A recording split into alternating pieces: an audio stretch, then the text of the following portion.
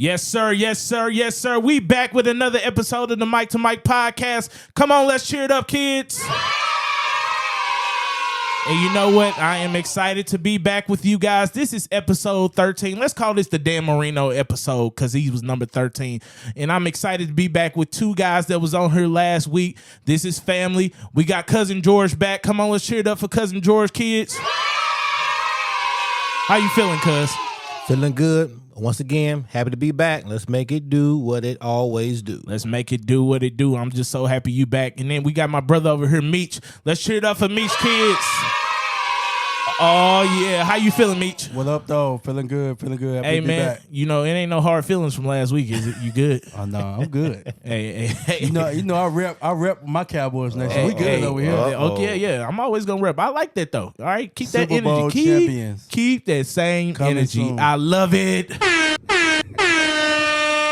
I love it. Keep that same energy. But yeah, man, we are back with another episode, man.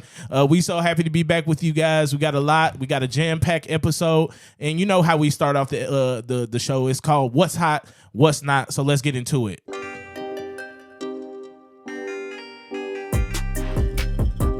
It's time for Who's Hot and Who's Not.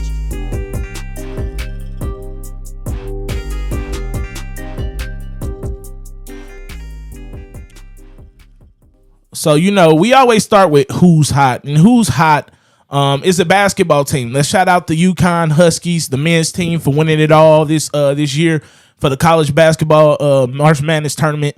They had an excellent season. Danny Hurley, you know, he said that a couple years ago that, you know, they were coming, and he was right. He has an excellent team, and then he has a team that's built that they could actually win it again next year. Most of his players, they stay 3-4 years. So, you know, he has a solid foundation there at UConn. So, you know, me thinking about it, you know, the reason why UConn is hot is because a lot of times we don't actually think about UConn as being the best college basketball program ever. And when I say that, I'm talking about not only the men's, I'm talking about the women as well. A lot of times we think about the blue bloods. And when I say blue blood, you think Kansas, you think Duke, you think North Carolina, you think Kentucky. And a lot of times right after that, it's probably Michigan State and a couple of other ones that are blue bloods. But we never really think about UConn. And something that I thought about was that, you know, between the two of them, I think UConn has, 16 or 15 championships. 15 national championships between the women and the men. I think the women have 11 or 10, and the men have 5. And no other school has that. And you know what? Numbers lie. You know, men lie, women lie, numbers don't lie. So you know what? I say UConn is the greatest basketball school we have in the history of basketball. I know y'all might not agree because they don't really have the players that some of these other teams have, but they have the ships. You cannot lie and go against the ships. It's all about if you got the ring or not. So I wanted to know what you guys think as far as UConn being the basketball mecca of college basketball. What do y'all think? You said Mecca? Yeah, as far as, you know, championships, I think they are the best of the best.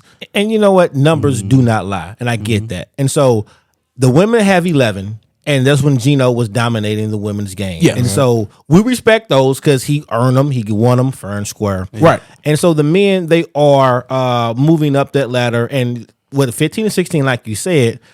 But to say they are the greatest, I don't know, because you still got those UCLA teams from Lou Alcindor / Kareem back in the day. But listen to what I'm saying, though. I'm talking about when you combine women and men. It just can't be men. Because when I just add the men's in, I can say, okay, Duke got 5 too. And Duke has way better players. But you know what? Duke doesn't have the success on the women's side. And true. And so UConn to be such a small school, and for them to have the success they have had, and really, I think their first championship was in the 90s. They have dominated from the 90s on. Yeah. I mean, and it's spectacular to see that this team, this school that really doesn't do anything in football or anything else, has 16 national championships between the both of them in the past 25 years. That's crazy. Mm-hmm. That's crazy. So what do you think, Meech? I wouldn't say that they are the mecca, because with women's basketball, we talked about this last week, the game has evolved now. Like Gino really ran that era completely to where he dominated recruits. Kim Mulkey, Pat Summit, they dominated recruits, right? And so UConn men's side, it's very competitive because, like I said, you got all the blue bloods and the recruits are spread out opposed to women. All girls want to go play for Gino because you're going to win at least 1 or 2 championships, right? Right. So with that, I'm not going to say they're the Mecca, but numbers don't lie. 16 championships is crazy. That's a lot for a program. Numbers do not lie. So that's a lot. I see where you're coming from and consider that. So wait a minute. And they've done it with multiple coaches too. Now Gino, of course, it's true. Gino. But I think Kevin Ali win one. 2014 So, Ali. Jim And Calhoun, then you got Jim Calhoun, and Kevin Ali. and then Kevin Ali, and then it now was Danny Hurley. And Danny Hurley, Danny Hurley did a great job a few years ago in Buffalo. He did. To get that job. He did. So he's a really good coach. Let me ask y'all this though: Do you go to UConn to hoop though? Like, Yeah, it's a basketball. Yes, school. it's a basketball school. Basketball school. What else is it, George? I don't know if you go to UConn to hoop though, man. George. Football, I mean, UConn has always had them dudes though. Yeah. You know, Ray Allen, Karan Butler, Kimba, Rick Hamilton. I mean, they had a lot of they good had some players. guys. I'm not saying Emeka they- Okafor, hear me Ben well, Gordon, I'm all not these saying dudes was they did. UConn guys. I don't Rudy know. Gay? I don't know if I go to UConn though, man. I just To hoop? Yeah, you go to UConn hoop. doesn't call me. It doesn't mean, call to you. Well, it's hard. George, I think they get the guys that are development guys. A lot of those guys, I mean, they get some big time recruits. They always got a guard or something They that's do. really They good. do. But a lot of the guys, they are development guys. Those coaches coach or not just development guys, culture guys. and culture Yeah, guys. it's I culture agree. guys. I agree. Right. Because you don't get you one of those don't go to UConn. They don't. You know I what I'm agree. saying? You I look at agree. that roster, like them are some veteran dudes that can really, really play. And it's something in the water there that they are doing differently. At the end of the day, like I said, it's about getting them ships. Yeah. And that's what they do. I mean, you could talk about, like I said, Michigan State all you want. They get a lot of recruits. Izzo, but Izzo only got one. Okay. Yeah. I mean, even Kansas. I don't know how many Kansas has. Kansas have. I want to say 4. They got four. They got 4. So they got less than Because UConn. I saw an image the other And Kansas day. have been a staple since Wilt Chamberlain days. Since Naismith. Yeah, Yeah. Naismith days. So you seeing what I'm saying here, and even North Carolina. A team like North Carolina, D. Smith, I think got 2. They got 6. They have They got 6. six? They got 6. So they got 6. So it's I mean, Duke, Indiana with 5. North Carolina got 6. and I know Kentucky got a whole They got bunch 8. like They back got in the 8. day. like the 40s. Early 40s, Yeah. 60s. But the Like only that thing was I kind was saying was when I look at it, it's like men's and women's. Okay. Yeah. Okay. Both sides of it who are dominating, and you don't really see that a lot. Where both your programs are like, Yeah, that is true. But I you agree. top of the top. Think it'll be lopsided like that. Girls have 11.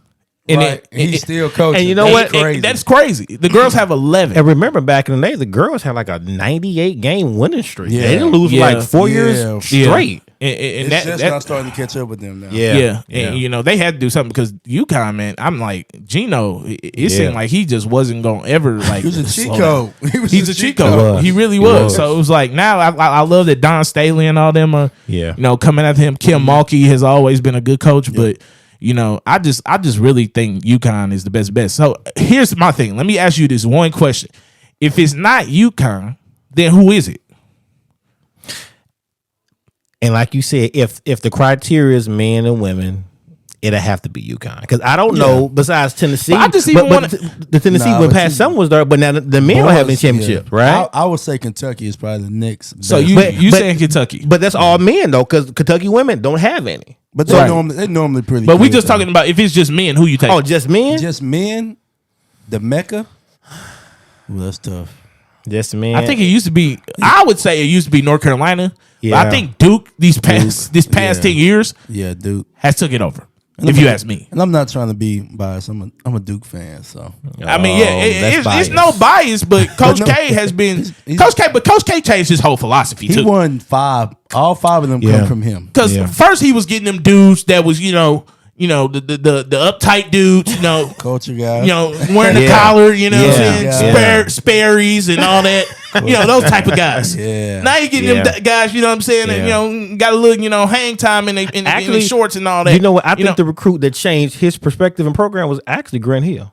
I think Grant Hill was Grant the Hill. first athletic guy at Duke, and it changed everybody else's perspective to But go you know there. what? I agree with that. What I thought about, like, when he got a guy like Kyrie Irving, I was like, Yeah. that he don't really seem like a Duke guy. Yeah, he He's don't. always, to me, he does. I think Kyrie His style? I think Kyrie needs a general that kind of control him to get him where he needs to go, and I think he listens to Coach K. And I'm those not people. talking about him as his person. I'm talking about his style of play. Yeah, I think so. I think so. I didn't think that. The only guy that was like Kyrie was Jay Will. Yeah, Jay Will was close. was But now, unfortunately- crazy at Duke. But we lost Kyrie too soon. Yeah, season yeah, two. because he played what 10, 11 games. Yeah, he 11 only played 11 games. games and went number 11 one. games. Yeah. But like that's why I said I would say Duke as far as men's go, but UConn right on their tails. North Carolina is too. I say But- Carolina because a lot of guys go to Carolina. Obviously, you got the Dean Smith, the Michael Jordan effect, and all these guys that go back and kind of because play there. You got to think about it. Even in the last 5 years, what's one big player that North Carolina has got? One big player that North Carolina got. Like top recruit. Yeah, they're not Nah, getting they them don't get. guys. They just got one this year. They're Other than really that, not they don't getting them guys. They get guys that stay. And, Duke is getting all these dudes, man. to say that, But they ain't guys that are performing though. but to say that, guys, Who? you got to think about Duke? it. Yeah, They not performing at Duke. You saying, cuz? I don't. But for me, from Duke to the league, that's how I'm kind of looking at it. Well, you got to think about this. So Brandon Ingram. Duke is still in the a while. one and done era. North Carolina never went into that pool of just getting a bunch of one and dones. Right. It's only been two teams that's won championships with one and done kids. That was Anthony Kentucky? Davis group, Kentucky, and then there was Duke, Tyus Jones, Jahlil Okafor them.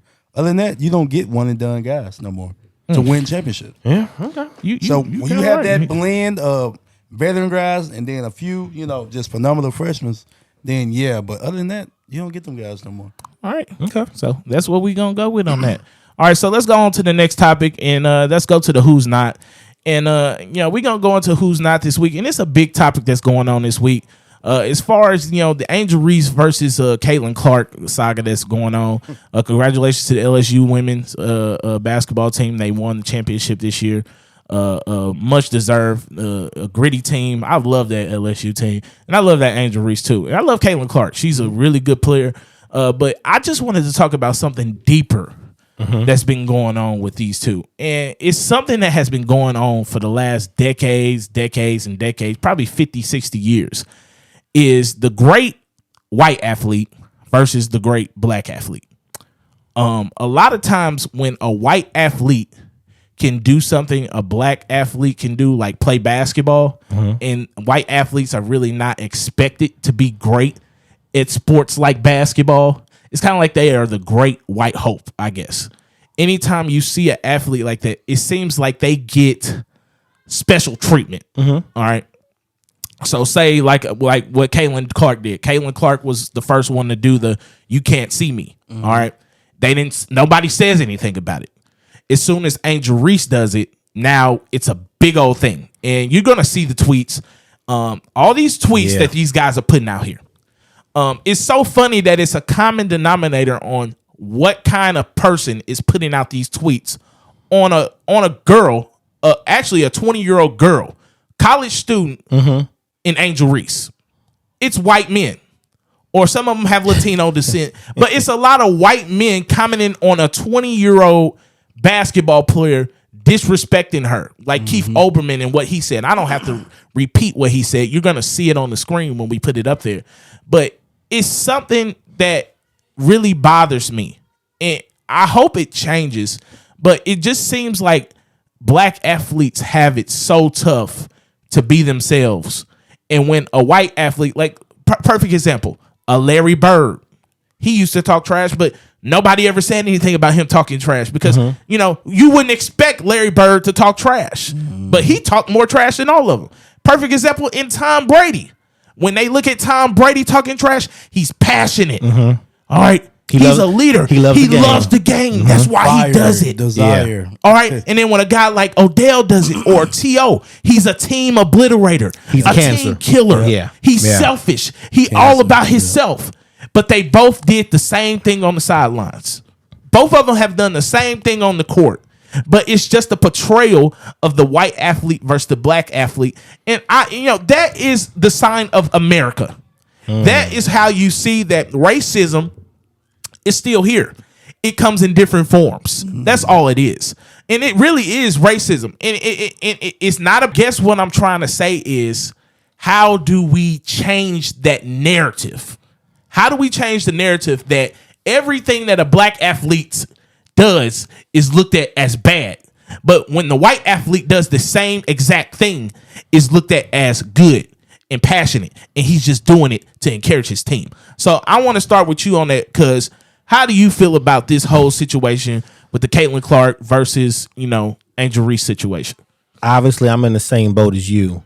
And so you got to understand something, man. When sports first came into this nation's atmosphere, only the Caucasians can play, right? And so we had our Negro leagues. We had the Born Storm across America, and we kind of had to do it on the down, on the hush, right? Right. And so now, as we were able to infiltrate with the Jackie Robinsons and other African Americans who were able to get into these arenas, now the floodgates open, right? Right. And so now you said something. Let's take Christian McCaffrey, right?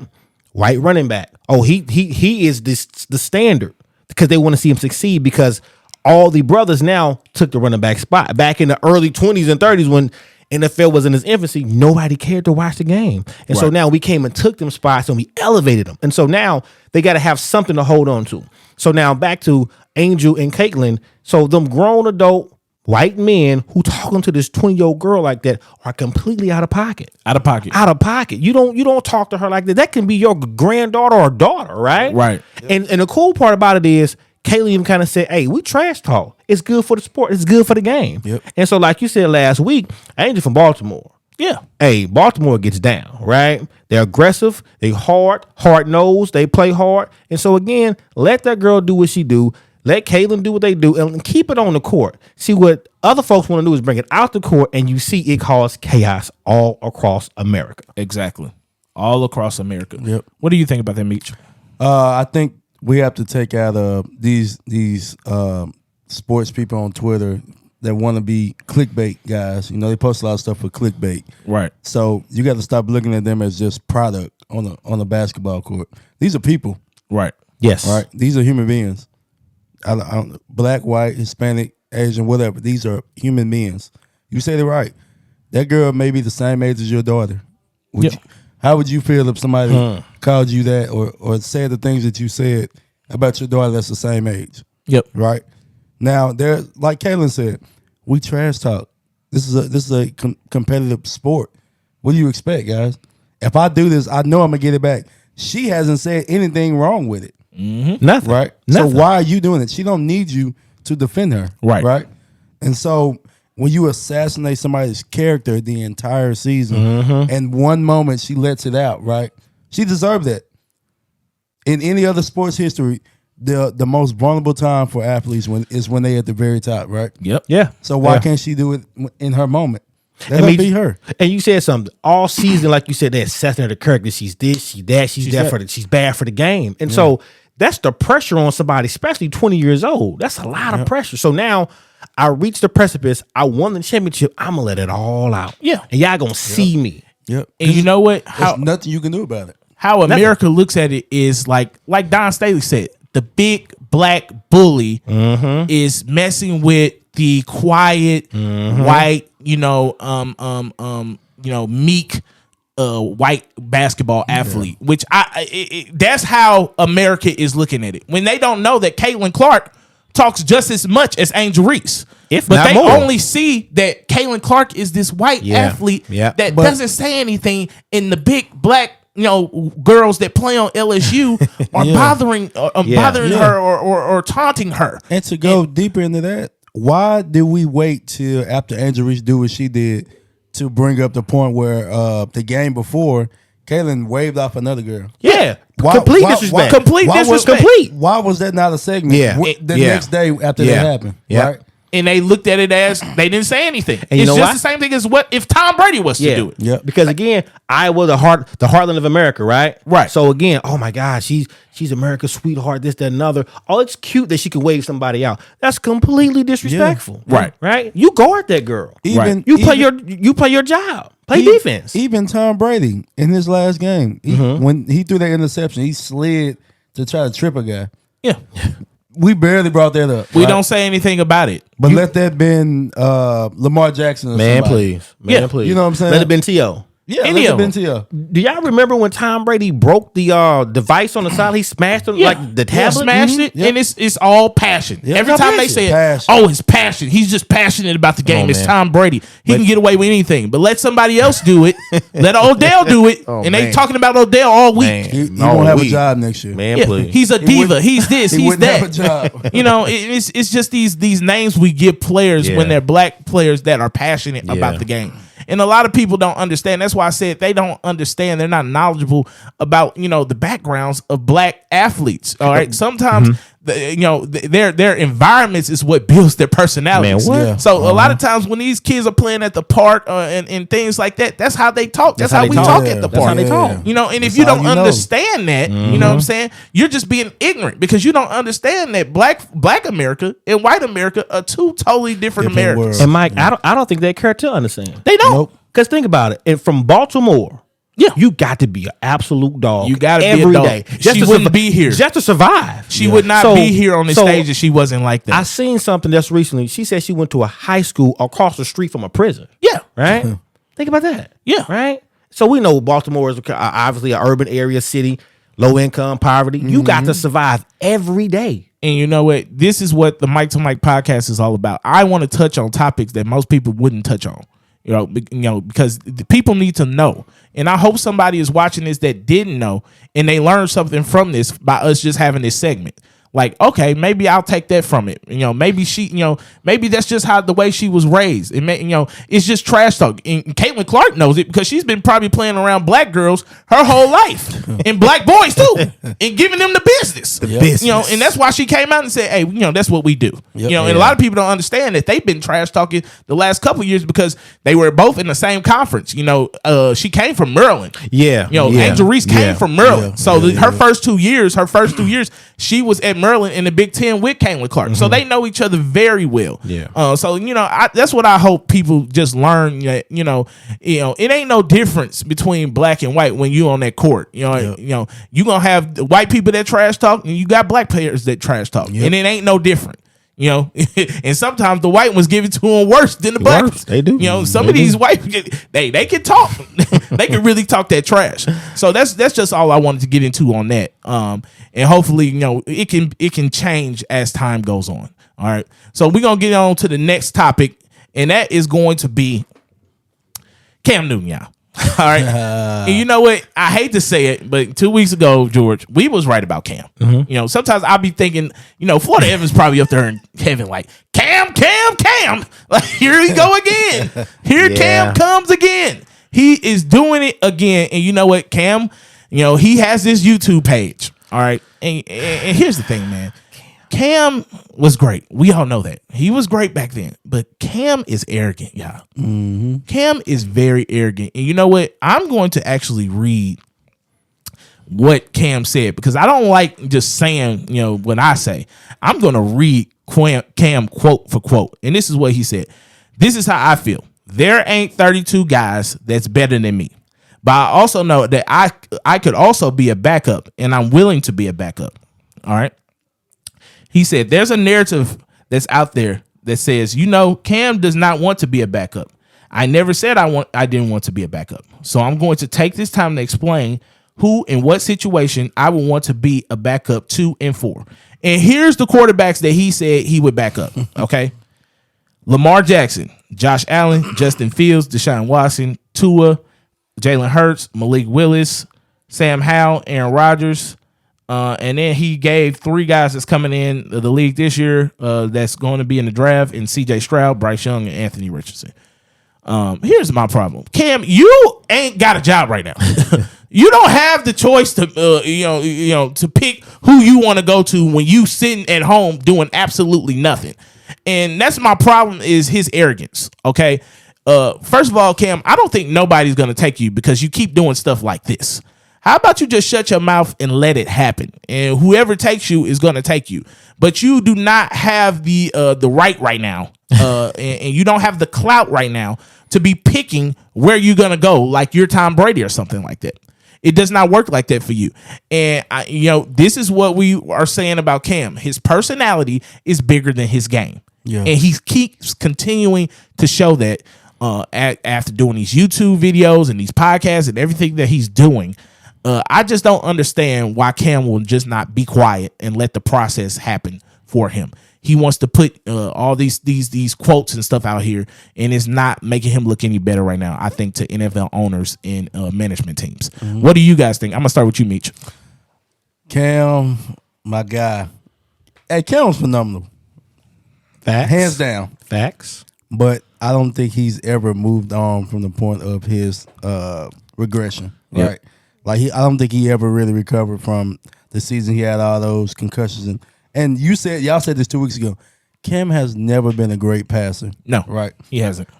His best attribute was getting out of the pocket, making off schedule things, physicality, making plays happen, right? Yep. Until he couldn't do it no more, right? Right. And so you can say that I never said I wanted to be a backup, but you never offered it when you was looking for a job before, right? Mm-hmm. You said you had all these things to say about how people are not trying to help you, X, Y, Z, but you got to help yourself, Cam. Why would I bring you in and I'm trying to win a championship, but the only thing the media is wanting to talk about is you? Yeah, because you're not going to shut up, even if you're not the starter. You're going to be. You wouldn't play it down. You're still going to be at the podium talking. Yeah. That's all he wants to do. After practice, they're coming to talk to Cam Newton, and I don't. What kind of teammate are you going to be? Because you want to be the guy like you were in Carolina when you were really good, or you just going to be a really good teammate and help this team out? Who are you going to be, Cam? We don't know. Meech, you just so right, bro. Like Cam wants to wear these Little Richard scarves around his head, wear these hats, stupid print suits, whatever he's wearing. I don't know what it is. Like, yeah, you said bird with the feathers hat and all this. Like, that's all Cam wants to do. He really don't want to play football. Yep. He want to look good in front of everybody and talk. That's what Cam wants to do right now. Cam, he knows that's what he's going to do, and I think the teams know that. That's why they're not bringing him on. Yep. All right? What do you think about that, cuz? You know what? I don't think no team should bring him on because the problem is the moment the guys who he listed, they start to struggle, like we said last week, they're going to turn the camera right to Cam. Cam going to make some type of face, some type of sound bite. Now the whole clubhouse is going to be divided. You know what I mean? Yep. And so how arrogant is it for you to tell the teams who you will back up? Yeah. You know what? I'm finna go give me a job and tell them what I will do, right? Yep. Like, dog, who are you to make that type of proclamation? Cam, nobody really cares, bro. Yep. If Cam was smart, man, just go ahead, fade into the sunset.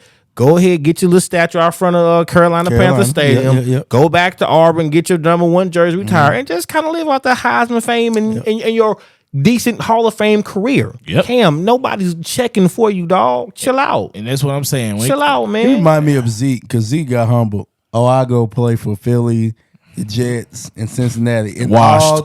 All coaches say, we're good. We like our running back room. You washed. You can't tell somebody. This is not basketball. So in basketball, you can tell. Somebody can tell you where they're going, right? Yeah. Let me ask y'all this though, real quick. So the backup has kind of knowledge of the game because he can see it from the sideline, right? Right. Mm-hmm. What can Cam give to a rookie coming in or a second-year player? What can he take? Because, again, he was only effective when he's outside the pocket. Everything opposite of what the quarterback coach is telling him. Seriously. Probably give him a stylist out here. Hey, man, I like this suit, man. Hey, man. But next time you got to add feathers to it. Yeah, you need to put more peacock feathers on it. And Cam, put some socks on, Right, man. Nobody please. want to see your Nobody wanna loafers see your with your pants halfway up ashy your calves, ankles. man. Come on, man. Like, his documentary is going to be crazy one day. Right. He's going to have a He gonna have a documentary for what? From Auburn days. Like, he was really good at Auburn. Oh yeah, but I'll take that. Yeah, I like that. I would watch his documentary. I would. Yeah. would you? But I just Yeah. don't want to see him in suits. Like, Yeah, when he goes to the podium, I don't want to not see wanna hear those him talk. colonial suits that you have on. But he's right. There isn't 32 quarterbacks that's better than him. He's right. But and Meech, I'm fine with that. He's But right. he can be humble. Cam look like he fought in the 1876 Civil War, bro. That's like stupid wear, bro. Cam fought for All the you- North. All you need is one of them musket guns, Like a- some gunpowder, bro. Ain't nobody got time for that. What you gonna say, me? I said he's right. There isn't talent wise. There's not 32 guys better than him. But your mouth, like No one wants to. We don't hear you, bro. Like if you could just learn to be quiet, Right? Like we know We there's a know, lot of Cam. quarterbacks out there. We Still, know that, but you just will not be quiet. you And so- can't be a backup, bro. When you're a backup, like I said, you got to stay out the limelight, Yep. and they know that. Look at you now. You got your own YouTube channel. And I'm pretty sure when you go on there, you're going to speak your mind about if you lose a game, you're going to go on there and talk about this is why we lost and I should have been playing. If I was out there, it might have been different. Yeah. Now that That's becomes the a type of stuff distraction. that Cam will do. And we know it. Why couldn't he just throw at the pro day and then ESPN be like, "Oh, Cam Newton's throwing that Auburn pro day"? Why do you have to announce I'll be throwing that Auburn pro day? Right. You know what? I don't think. Why? I don't think he should have threw at the pro day. With a highlight tape. Yeah, the highlight tape. I don't think he should have threw at the pro And game. he I mean, told us, I don't think he should y'all have. think 32 quarterbacks are better than me? Watch this. Right. Watch what? It's a pro day. It's not a real game. You haven't Right. played the year. It ain't nothing but space and opportunity. No defenders, no rush, And no here's- nothing. And here's the thing. Cam got plenty of tape. We don't need to see a pro day. No, Okay? we do You not. got plenty of We tape know. out there, okay? We know what you can do. We know what you can do. All right, it's just if a team wants to take you or not. And that's it. That's it. So when it comes to Cam, like I said, this is what I think about Cam. Ain't nobody got time for that.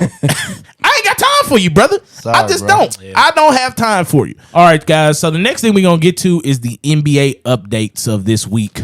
We're getting close to the playoffs now. And, this is a time where I really like the NBA. I'm just getting kind of tired of the season, man. These 82 games and all these dudes taking off and stuff like that. It's like, when is the playoffs coming? So right now, these are the updates we have for this week. The Lakers are striking like I thought they would. All right, that's the first one. The Lakers look pretty good. Andrew Wiggins comes back this week from where he came from. That's a big boost for the Warriors if he can get his mind right. He's definitely going to help the Warriors out. Embiid takes the edge in the MVP race with a strong closing to the season. I know he had 52, I think, against the Celtics last week, which is a big performance. I think that might put the cherry on top for him. And then I was going to ask you guys a couple other questions as well, but and then the new one that we just got today, that the Mavericks are under investigation for what they did sitting five starters.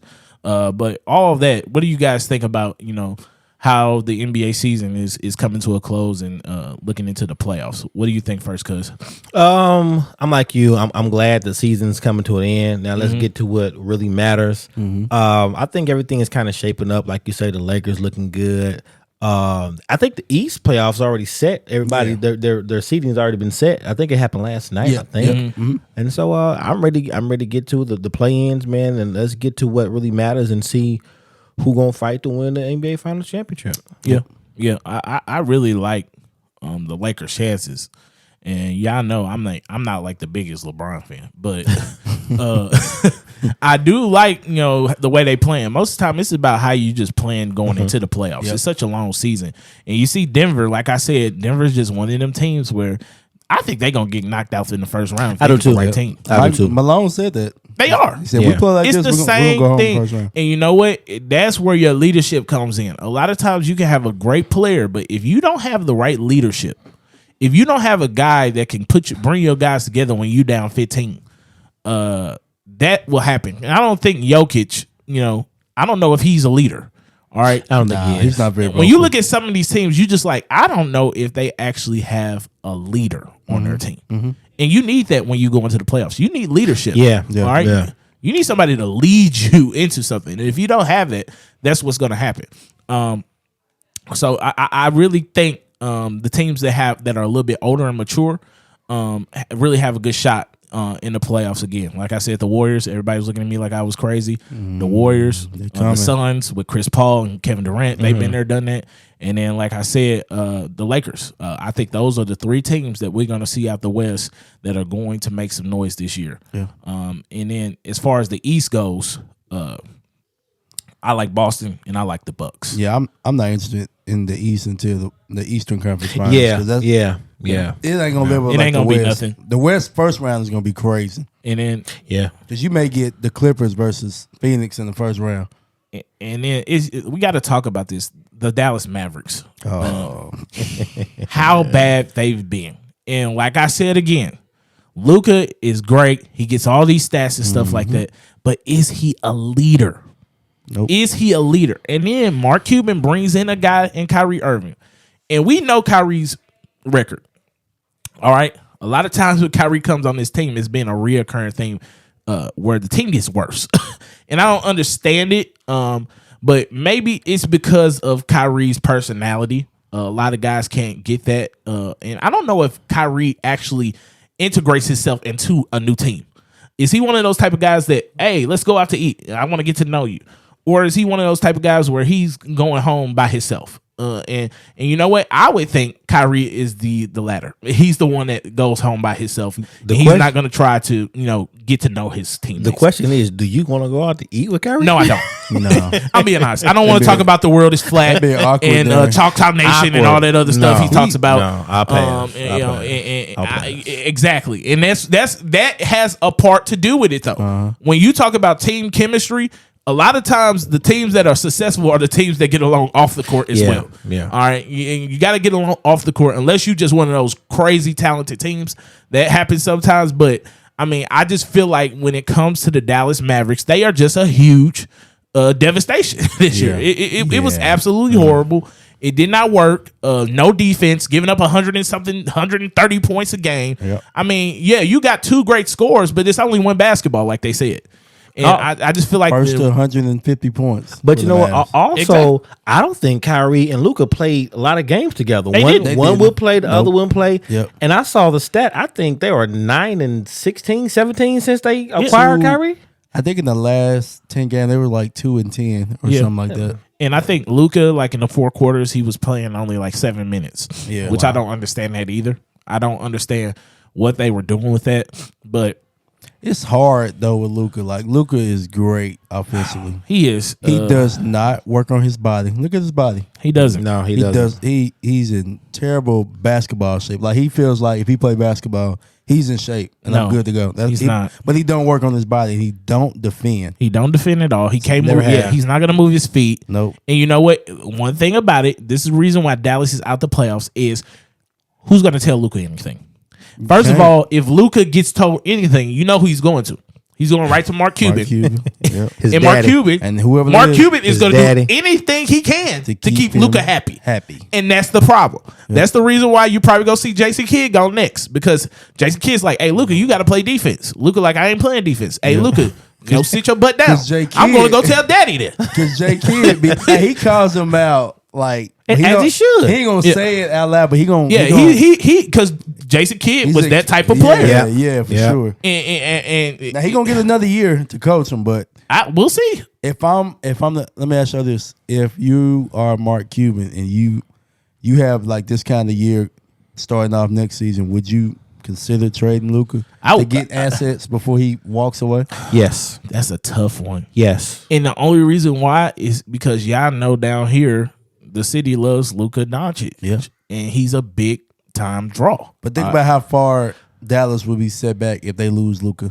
Yeah. But now you can Do you think they would really lose Luka though? Do y'all really think that? I think Luka will try to leave. I think so. Where would he go?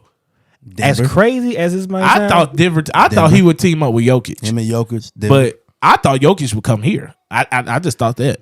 It's something about LA. I think he'll go to the Clippers or the Lakers because I think he needs that bigger market. And Dallas is a nice market, but I think Luka is kind of tired and played out here, right? And so again, you said some people love Luka, but you got to remember also Dirk still looms large over the city, right? Yeah, because Dirk brought the championship here, and so I don't think Luka could even live up to Dirk because Dirk brought something the city never had. And so you said something. The moment JK say something or it gets tight around him, he gonna run to his daddy Cuban and he gonna get his way, and he's never ever gonna progress. Meech, you just said it a minute ago. He don't work on his body. He don't have an NBA body. I ain't saying he got to be cut up and ripped, but man, you need to be a little more leaner, a little more quicker, a little more lateral. For as much usage that you have, you can't have a body like that. Yeah.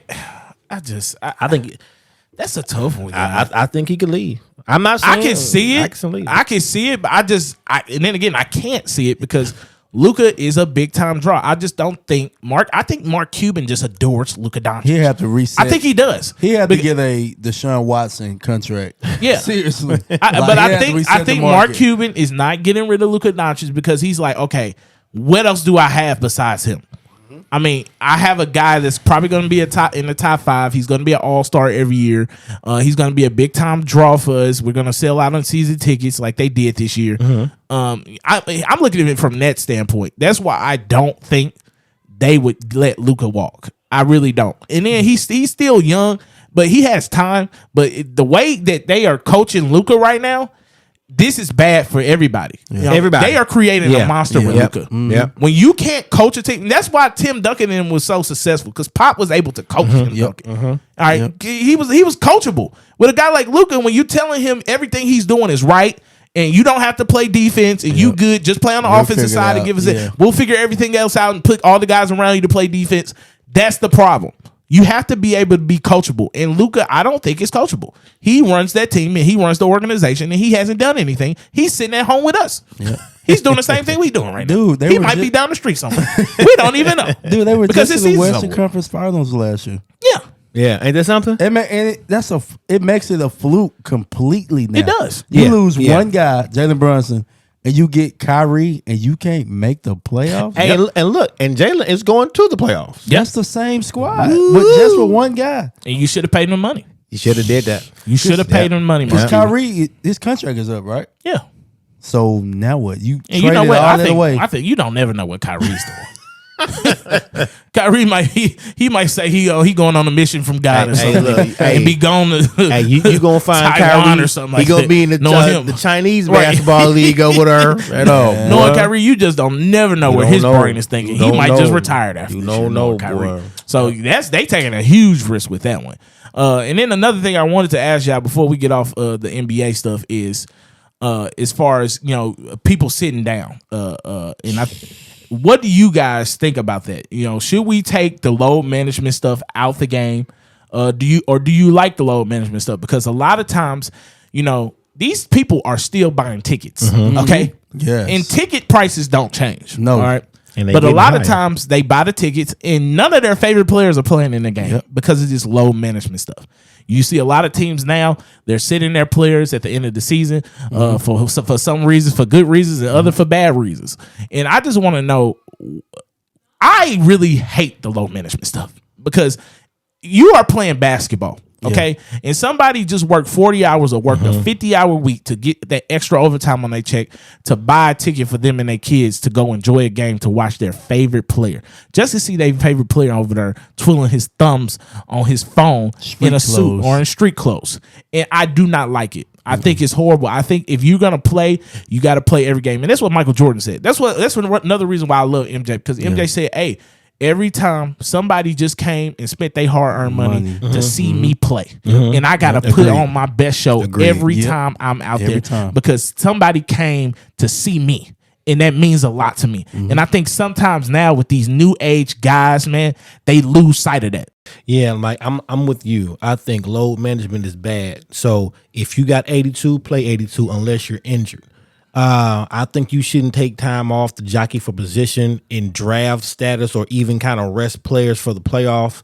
I think what you need to do, like you said, if these people paying their hard-earned money because these ticket prices are sky high, put those superstars out there, man. If I got a family of 5, I take my kids down to American Airlines, send them, I'm coming out some bread. Yeah, you're coming out a lot of paper. And so I go down and I don't see Luke or Kyrie or whoever coming in. If it's Kyrie, if it's LeBron or Kawhi, and I don't see these guys, I'm upset. Right. I think if you're paid to pay, if you're paid to play your sport. Period. Point blank. Play. Right. I'm a big Kobe fan. Kobe tore his Achilles trying to make the playoffs that year he got hurt. Like, there's too much money, and how do you hold these guys accountable to make them play more often now, especially in primetime games? You know what I'm saying? Like, do you put something in their contracts where they lose it? You know what I'm saying? Yeah. Do you lose a percentage of your game check or whatever? Hit or them pockets. Like, how do you, like, we don't deserve that, because now I know I said college wise, these are student athletes, right? But in the NBA, you are a product now. Yeah. You're a product. And so when we spend our hard-earned money, like, how do we get assurance that somebody's going to play or not? I mean, it's just like in the real world. If you don't work, do you get paid? No, sir. I mean, and you get a certain amount of PTO, all right? and they should get a certain amount. If you injured, that's understandable. But all these little injuries and stuff like that, if you injured, you better be out for 2 weeks. Yeah. But you can't play one game, then come back one, and then go back out, because then you really ain't injured. All right, Yes, you just taking time off to take time off. Yeah, you can't play back-to-back games. Like So check this out. I saw the other day Kawhi Leonard played back-to-back games for the first time in 2 years. That's crazy. it's crazy. That's crazy. And they want to call him the king. Like, yeah, I know the Clippers beat the Lakers 11 in a row. That's fine. Don't mean nothing. But you can't be the king if you ain't played back-to-back games in 2 years. Yes, I agree with you. Yeah. That doesn't make any sense. A lot. These dudes been trying to crown Kawhi for the longest now, and every time he's proved them wrong. Yep. Every time. Single time he's proved Max them Kellerman's the worst one. Oh yeah, and Skip Bayless is another one too. They love Kawhi Leonard, but every time they prove them wrong. And you know what? At one point, I was like, you know what? Kawhi gonna go to the Clippers after he left Toronto, and he is gonna take over. And it just has not worked so far. It has not worked. I just. I'm trying to get excited for this NBA season, y'all, but it's really kind of hard, and I don't know if it's just because of the times are different. And my time was that Kobe era, KG, young LeBron. I just love that era, and it's not giving me the same feels with these new guys. It's just not. I think it's still good basketball players out there, but I just think it's. I don't know. It's like glorified AAU basketball. And you know what? That's what it is. I agree. That's what it is. And you got your young guys, the Grizzlies. They talking this smack again, and they don't understand the pressure of the playoffs because you got to perform. Right. And also with the Grizzlies, just found out Steven Adams he out for the playoffs. Out. So that changes their whole trajectory, right? Yeah. And so again, like say, Mike, you from the Kobe era. I'm a little earlier when Mike was playing and the Bulls was running things, then you understood the Bulls and the Knicks was going to battle, and the Bulls and the Pacers going to battle. And so, again, you don't know who's going to battle in the playoffs, right? You have no idea. Now, you're going to see some good basketball because it's playoff basketball. Right. But you ain't going to walk away like, man, that gave me that feel from back when. You know what I mean? Yeah. So I don't know. I don't think these guys take it personal when they lose to guys. No, sir. Like, to me, I'm like Mike. I'm like Pip. Like, I want to dominate you. Yeah. I'm going to kill you. And if I lose in the offseason, I'm thinking about how I get back to you. I'm going to destroy you. They all dap up, trade jerseys. What where we going vacation at? Like, he's just making TikTok videos with each other. Yeah, like, dude, where's the competitive spirit of like, no, I'm trying to rip your head off. They don't care. Every time I step on the floor. They don't care. Like I said, it's AAU basketball. It's too much money around the game now. Yeah, it's too much money. Yeah. They don't care. I got my check. But then you think about your legacy, like Paul Pierce. Oh, I was greater than LeBron. Like, what? Yeah. Come on, Playoff man. P. Stop. Playoff P. Stop. Stop it. He gave himself that name. Playoff P. Stop. Hey, you cannot give yourself your own nickname. Yeah. I don't remember one playoff moment from Paul George. Right. I do. What? When he faked the injury and he actually used the bathroom on himself. Oh, no. That's Paul Pierce, right? We talking about Paul Pierce. I said Paul. Oh, you said Paul Pierce? Who you talking about? You said Paul George. No, I said Paul George. Paul George. No. I'm going to say Playoff P. Playoff P. Man, get out of here. Used the bathroom. He said that wasn't true, Meech. He faked it. Hey, man, He please. said that wasn't true. But yeah, we gonna see what this NBA season holds, man. Hopefully, it's gonna be some good basketball. I'm not gonna be a Debbie Downer, but it's just hard to go back, and relive them moments, with Kobe and all them. I just missed the moments. It was in high intensity basketball. Facts. Yeah. So we're gonna get to that slap of the week. All right. So this week's candidate for slap of the week, okay? That candidate. The candidacy. Oh, Lord. He been elected. like you go to church. You have a candidate for baptism. Yeah, this candidate we have is Jill Biden. Okay, Miss First Lady. Hopefully this don't get censored out because I'm talking about the First Lady of the United States of America. But she needs to get that slap of the week this week, and I think we know why. Jill Biden. She's been in politics for a long time. I don't know how old her husband is. He's probably 95 or something like that. Dude's old as I don't know what. 95? Not Sleepy Joe, man. Leave Sleepy Joe alone, I'm just saying, man. bro. He is old as I don't know what. Yeah. All right. He probably drives a Buick. All right. Not the Buick. The Sable? Handicap sign, all of that. He can't be worse than Bernie Sanders, though. Bernie Sanders. Bernie said, But at least Bernie makes some sense. Bernie actually kind of hip, bro. though. Yeah. Bernie hip. Like Bernie Joe makes is sense. like not hip at all. Okay, like He's like one of them old people that like they He's just old. they just old, bro. act They don't old, know nothing about today's times or nothing. Yeah. Not hip at all. So Jill Biden, she wants to come on there and talk about congratulations to LSU. But let me tell y'all what she said, okay? Because she wants losers and winners to come to the White House, and it has never been like that. Never. She said, I know we'll have the champions come to the White House. We always do. So we hope LSU will come. But I'm going to tell Joe, I think Iowa should come too because they play such a good game.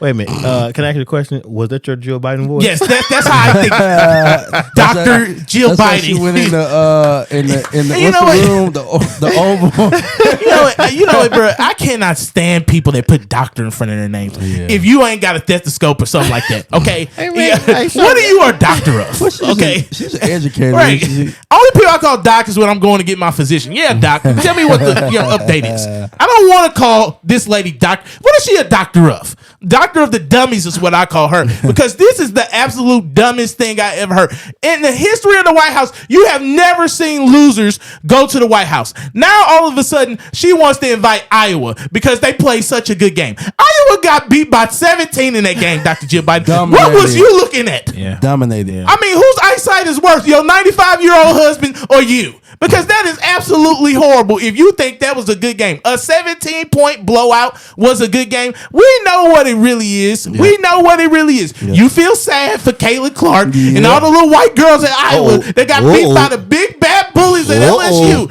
And I feel so sorry for them that they need to come to the White House so I can console them. No, we don't invite losers to the White House. It has never been that. You don't get those privileges as a loser. Okay, if you want to go to the White House, how about you win something? And that's it. And that's my problem with Jill Biden because all of a sudden now that she just started watching women's basketball because there's been plenty of losers. Now you feel sorry for Caitlin Clark because she's losing to Angel Reese and the black girls over there at LSU. All right, and I was with Angel Reese because Angel Reese said it. She said, I ain't going. All right, no. I don't want to go now because you know what? That's disrespect to me. How you going to invite a loser? We might as well invite all the losers then. Invite the Eagles, okay? Invite the Phillies that just lost, okay? Invite the 2007 Detroit Lions. And you might as well invite the Cowboys too because they've been losing for the last 30 years. You might as well invite all of them. Fire. Invite all of them, okay? Yeah, I'm just bringing up the losers. Shots fired. All right? We've been there more than the Rams. And you know what? If you feel like you're a loser, go to the White House. That's where you should go now, okay? Because they want to invite winners and losers. And I don't know how you schedule that anyway. But you know what, man? That's why Jill Biden gets the slap. Okay? You get the slap because, come on, bro. We have never done this in the history of the White House visits that a losing team gets to go with a winning team. Okay? And it's kind of like disrespectful to the girls because it's like, you feel that sorry for us. All right, we are a basketball team, a college basketball team. We've lost before. It's not like it's something new. It's like she's come over here with tissues. Come on, girls. I feel so sorry for you. Here's some chocolate chip cookies. They lost before. They know what losing feels like. They lost before. How do you type that up and be like, hey, you played such a great game, and we want to invite you out to the White House. Jill. They lost by 17. What? How was that a good game? What were you watching? And it was never close. Ever close. What were you watching, Jill? All right. Hey, put some respect on Dr. Biden, man. You know what? She must have just watched the first 5 minutes and went to Days of Our Lives or something. She was at the game. All right. She was there. She was there. She even offered to talk to both of them before the game. She was there? Yeah, she was there. Okay. I know what happened. She watched the first 5 minutes, 6 minutes. Then she went to go make some Metamucil for Joe. Joe needed his Metamucil, so she missed the rest of the game. Not the president. Hey, man. Oh, sleepy Joe. With the Metamucils? Crazy. But yeah, man, we had to give Jill Biden the slap of the week because you know what, man? I don't like it. And you know what? We joking about this. But what we say, what we just talked about in that earlier segment, it's kind of this, hidden racism thing again. Yeah. All right, where you feel sorry for the white team that just lost to the black girls. Yep. And we know if the shoe was on the other foot, They would have. do you think they would have got an invite? Heck no. Absolutely not. Heck no. They wouldn't have got nothing, a Heck letter no. or anything. They would have got no. ridiculed for losing. Caitlin Clark would have got praised. Ain't no- She would have got T-shirts. Of, Ain't no way they going to "You the White can't House. see me," and Man, all that. she had all type of merch deals. All type of merch kinds deals. of Yeah, Man, Caitlin please. Clark would have been praised so much Man, you don't please. even understand. She probably would have about 6 commercials out right now in 1 week. And she's good. But She's good. She's if- phenomenal. If the shoe was on the other foot, She's phenomenal. This She did wouldn't not happen. win. She did not win, Yeah, and you that's lost. and that's what I like about Angel Reese, and they're putting it out there. It's letting it be known now because we're not taking it no more. These are not the Man. athletes of 20 years ago where we just Man. shut up and play. Man. Okay, Yeah. and you know what? Michael Jordan was one of them type of dudes where he didn't want to stand on for nothing and not say nothing. All he cared about was if you bought his basketball shoe or not. But these new age athletes, they got smarter. They got and they something to know they say. got a voice and they got Yep. something to say, and they have plenty of platforms to say Yep. it on. You can't hush them up. It Yep. ain't like you can just talk on NBC and ABC and CBS now. You can talk on Twitter. You can talk on Facebook. Yep. You can talk on so many different platforms.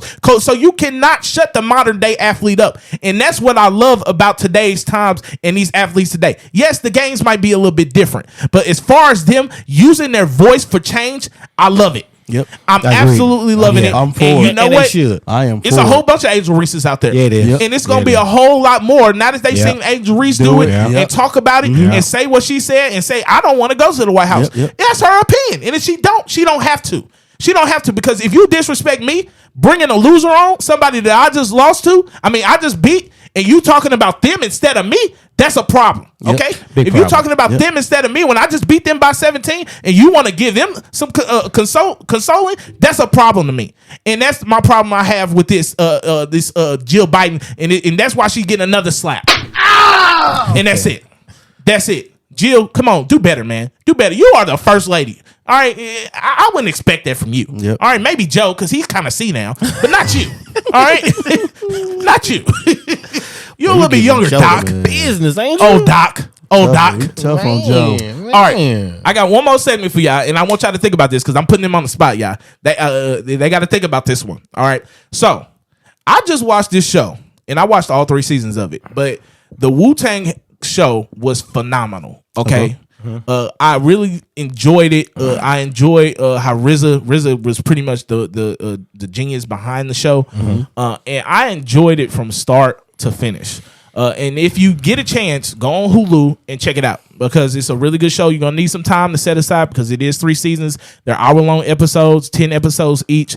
So take some time aside and catch it out because it's a really good show. And if you really didn't understand the origins of Wu-Tang and where they come from and how they got started, and then it shows when they actually blew up and the problems they had. And a lot of times you don't see that where you get to see the problems they have after they blow up and become famous. And it's so many, it's like 9 of them.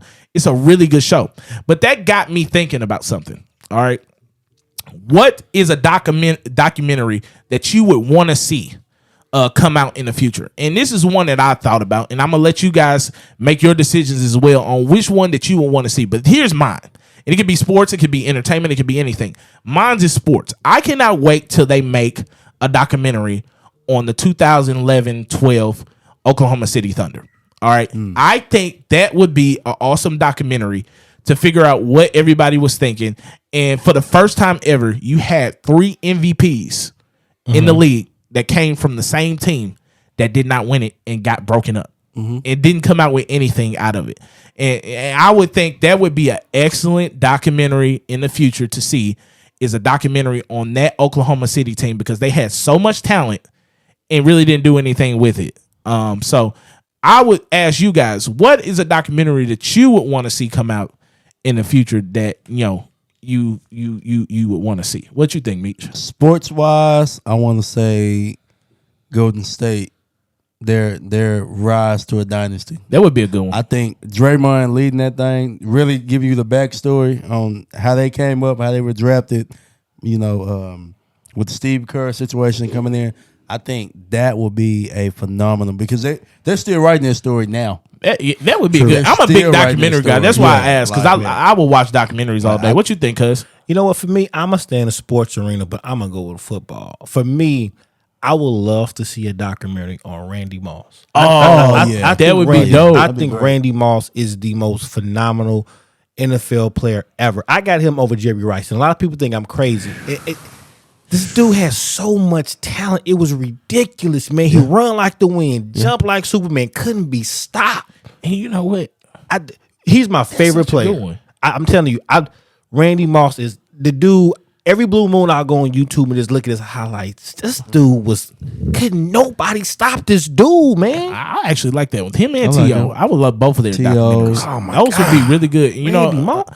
I was thinking about another one. I would love to see Charles Barkley get a documentary because he really doesn't talk about. You know, he doesn't like a lot of people in his personal life. He doesn't have a social media. He doesn't have a Twitter. I think Charles got a lot of stories in it, and he got a lot of good entertainment moments that he would talk about if he got a documentary because he's very open. Yeah. He just doesn't put his stuff out there on the social media sites. So I would love that one too. But both of y'all's is really good. I would like to see Golden State. I would love that Randy Moss one. T.O. is another one I would like. That would be really good. So. Hey, hopefully they listen to us and they make these documentaries. Yeah, Let's make it happen. Let's make it happen, baby. We got to see Randy. We got to see it. Randy. I would love that Randy one. I think he did have one, but it was more about before he got to the league. So remember on I think it was 30 for 30. They had like Rain Rain University. and Yeah. they talked about him okay. and what happened, but it wasn't just full go career. with him Randy. because y'all know he started off at Notre Dame, got kicked out, went to Florida State, got kicked out, then got up to Marshall, right? Yeah. And so just to see this dude his rookie year with Chris Carter and Jake Reed, man, just the stuff this dude used to do amazed me, freak, man. Nasty. Dude was a freak. Dude was just Man. an actual Randy, freak. if you watch and 4'3", 6 listening, what was it? 6'4"? salute. 6'4", 4'3". 4'3". Oh my God, you don't see that a lot. You don't see that. You don't. So hopefully we get those documentaries. But that is going to end our show today. Hey, we had another good show, y'all. I appreciate y'all, man. I love y'all boys for coming on. I thank y'all for taking y'all time out, for coming out and hanging with me for a little bit. And I appreciate y'all for watching. Y'all got any more remarks before we get off here? For me, it's always the same, man. Anytime you need me, I'm tapping in, man. And y'all keep on tuning in, subscribe to all his platforms, man. Like, man. Because and put your socials out there if you want to. I don't too, have man. no socials, man. You ain't got no I socials? just got Facebook. I'm old, man. All I right, don't yeah. do all the socials like that. You know what I What mean? about you, Meech? You Yeah, wanna put like, stuff out there? make sure we liking and subscribing, man. Yeah, Mike, please. Man, Mike the Mike podcast is awesome, man. Oh yeah, man. I appreciate y'all, man. Like I say, man, always like and share my stuff, man. You can catch us everywhere now. We about to start live streaming too. I wanted to put that out there. Yeah. So we gonna be going out to the world and talking to a lot of people. And I got somebody from Germany that wants to talk to me very bad because he's mad because I wanted to buy a women's jersey. But we'll talk about that later on. Germany? You gonna Well, you got international hate coming your my, way? my guy Mar, he lives in Germany and he's been wanting to talk to me for a long time. So we're gonna get that set up because he has some crazy ideas in his head of why I shouldn't be wearing a women's jersey. But I don't care what Mar says. We'll have him on the show very soon. That's what's up. But you can catch us on YouTube, just catch us on Apple Podcasts, Google Podcasts. I think we're on Spotify as well. So catch us out there, man. I appreciate y'all. I love y'all. I thank y'all for taking y'all time out to listen to me, man. I never take that for granted from you guys, man. I appreciate y'all. Love y'all and be on the lookout for the next episode.